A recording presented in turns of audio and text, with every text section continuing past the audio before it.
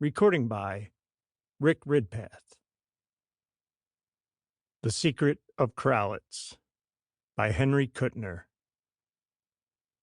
I awoke from profound sleep to find two black-swathed forms standing silently beside me, their faces pale blurs in the gloom. As I blinked to clear my sleep-dimmed eyes, one of them beckoned impatiently, and suddenly I realized the purpose of this midnight summons. For years I had been expecting it, ever since my father, the Baron Kralitz, had revealed to me the secret and the curse that hung over our ancient house.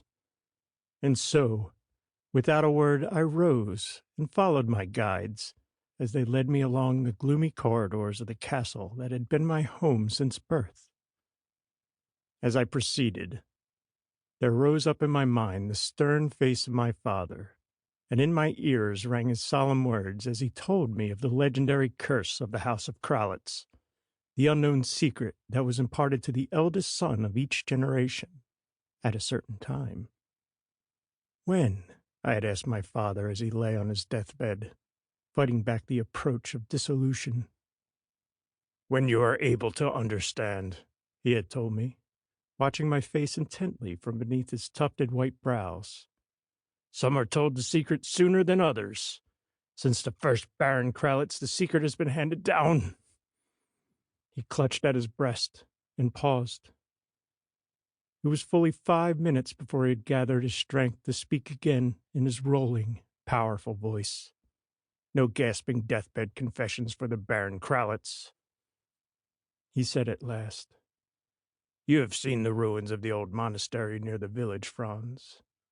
The first Baron burned it and put the monks to the sword.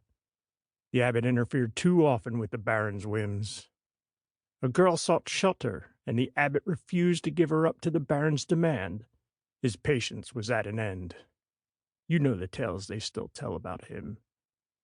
He slew the abbot, burned the monastery, and took the girl. Before he died, the abbot cursed his slayer and cursed his sons for unborn generations. And it is the nature of this curse that is the secret of our house. I may not tell you what the curse is. Do not seek to discover it before it is revealed to you. Wait patiently, and in due time, you will be taken by the warders of the secret down the stairway to the underground cavern, and then you will learn the secret of Kralitz." As the last word passed my father's lips, he died, his stern face still set in its harsh lines. Deep in my memories, I had not noticed our path, but now the dark forms of my guides paused beside a gap in the stone flagging, where a stairway, which I had never seen during my wanderings about the castle, led into subterranean depths. Down this stairway I was conducted, and presently I came to realize that there was a light of a sort, a dim, phosphorescent radiance that came from no recognizable source, and seemed to be less actual light than the accustoming of my eyes to the near darkness. I went down for a long time. The stairway turned and twisted in the rock, and the bobbing forms ahead were my only relief from the monotony of the interminable descent. And at last, deep underground, the long stairway ended, and I gazed over the shoulders of my guides at the great door that barred my path. It was roughly chiseled from the solid stone, and upon it were curious and strangely disquieting carvings, symbols which I did not recognize. It swung open, and I passed through and paused, staring about me through a gray sea of mist. I stood upon a gentle slope that fell away into the fog-hidden distance, from which came a pandemonium of muffled bellowing and high-pitched, shrill squeakings, vaguely akin to obscene laughter. Dark, half-glimpsed shapes swam into sight through the haze and disappeared again, and great vague shadows swept overhead on silent wings. Almost beside me was a long rectangular table of stone, and at this table 2 score of men were seated, watching me from eyes that gleamed dully out of deep sockets. My 2 guides silently took their places among them, and suddenly the thick fog began to lift. It was swept raggedly away on the breath of a chill wind. The far dim reaches of the cavern were revealed as the mist swiftly dissipated, and I stood silent in the grip of a mighty fear, and, strangely, an equally potent, unaccountable thrill of delight.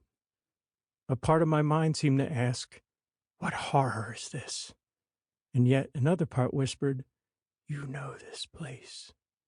But I could never have seen it before. If I had realized what lay far beneath the castle, I could never have slept at night for the fear that would have obsessed me.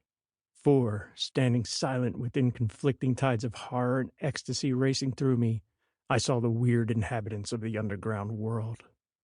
Demons, monsters, unnameable things. Nightmare colossi strode bellowing through the murk, and amorphous gray things like giant slugs walked upright on stumpy legs. Creatures of shapeless soft pulp, beings with flame-shot eyes scattered over their misshapen bodies like fabled Argus, writhed and twisted there in the evil glow. Winged things that were not bats swooped and fluttered in the tenebrous air, whispering sibilantly, whispering in human voices. Far away at the bottom of the slope, I could see the chill gleam of water, a hidden, sunless sea. Shapes mercifully almost hidden by distance and the semi-darkness sported and cried, troubling the surface of the lake, the size of which I could only conjecture, and a flapping thing whose leathery wings stretched like a tent above my head swooped and hovered for a moment, staring with flaming eyes, and then darted off and was lost in the gloom. And all the while, as I shuddered with fear and loathing, within me this evil glee, this voice which whispered, "You know this place. You belong here. Is it not good to be home?" I glanced behind me. The great door had swung silently shut, and escape was impossible. And then pride came to my aid. I was a Kralitz, and a Kralitz would not acknowledge fear in the face of the devil himself. I stepped forward and confronted the warders, who were still seated, regarding me intently from eyes in which a smoldering fire seemed to burn. Fighting down an insane dread that I might find before me an array of fleshless skeletons, I stepped to the head of the table, where there was a sort of crude throne, and peered closely at the silent figure on my right. It was no bare skull at which I gazed, but a bearded, deadly pale face. The curved, voluptuous lips were crimson, looking almost rouged, and the dull eyes stared through me bleakly. Inhuman agony had etched itself in deep lines on the white face, and gnawing anguish smoldered in the sunken eyes. I cannot hope to convey the utter strangeness, the atmosphere of unearthliness that surrounded him, almost as palpable as the fetid tomb stench that welled from his dark garments. He waved a black swathed arm to the vacant seat at the head of the table, and I sat down. This nightmare sense of unreality. I seemed to be in a dream, with a hidden part of my mind slowly wakened from sleep into evil life to take command of my faculties. The table was set with old-fashioned goblets and trenchers, such as had not been used for hundreds of years. There was meat on the trenchers, and red liquor in the jeweled goblets. A heady, overpowering fragrance swam up into my nostrils, mixed with the grave smell of my companions and the musty odor of a dank and sunless place. Every white face was turned to me, faces that seemed oddly familiar, although I did not know why. Each face was alike in its blood-red sensual lips and its expression of gnawing agony, and burning black eyes, like the abysmal pits of Tartarus, stared at me till I felt the short hairs on my neck. But I was a Kralitz, I stood up and said boldly, in archaic German that somehow came familiarly from my lips, "I am Franz, 21st Baron Kralitz. What do you want with me?" A murmur of approval went around the long table. There was a stir. From the foot of the board, a huge, bearded man arose, a man with a frightful scar that made the left side of his face a horror of healed white tissue. Again, the odd thrill of familiarity ran through me. I had seen that face before, and vaguely, I remembered looking at it through dim twilight. The man spoke in old guttural German. "We greet you, Franz, Baron Kralitz. We greet you and pledge you, Franz. And we pledge the House of Kralitz." With that, he caught up the goblet before him and held it high. All along the table, the black swathed ones arose, and each held high his jeweled cup and pledged me. They drank deeply, savoring the liquor, and I made the bow custom demanded. I said, in words that sprang almost unbidden from my mouth, "I greet you, who are the warders of the secret of Kralitz, and I pledge you in return." All about me, to the farthermost reaches of the dim cavern, a hush fell, and the bellows and the howlings and the insane tittering of the flying things were no longer heard. My companions leaned expectantly toward me. Standing alone at the head of the board, I raised my goblet and drank. The liquor was heady, exhilarating, with a faintly brackish flavor.